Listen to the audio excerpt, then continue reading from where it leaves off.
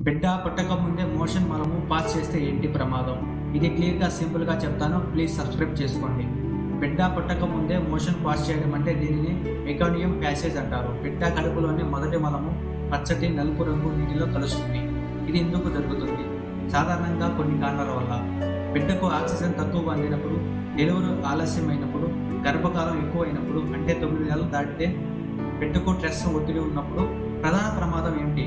మెకానియం aspiration syndrome, MAS, అంటే బిడ్డ మలంతో కలిసిన నీటిని లోపలికి ఊపిరితో పీల్చుకుంటే దానివల్ల శ్వాస తీసుకోవడం ఇబ్బంది, ఊపిరితిత్తులలో ఇన్ఫెక్షన్, బిడ్డ ఏడవకుండా ఉండటం, రేర్ కేసెస్లో ప్రాణాపాయం కూడా ఉండొచ్చు. ప్రతిసారి ఇలాంటి ప్రమాదం ఉంటుందా?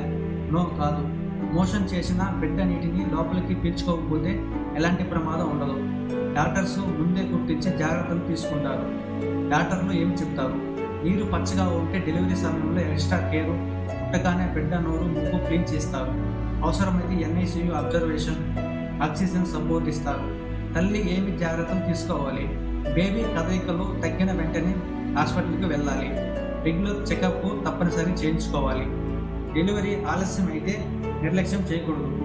బిడ్డ పుట్టక ముందే మోషన్ పాస్ చేయడం వార్నింగ్ సైన్. సరైన టైంలో మెడికల్ కేర్ ఉంటే చాలా కేసెస్ సేఫ్గానే ఉంటాయి. ఇలాంటి మరిన్ని హెల్త్ వీడియోస్ కోసం మన ఛానల్ని సబ్స్క్రైబ్ చేయండి. Thank you so much.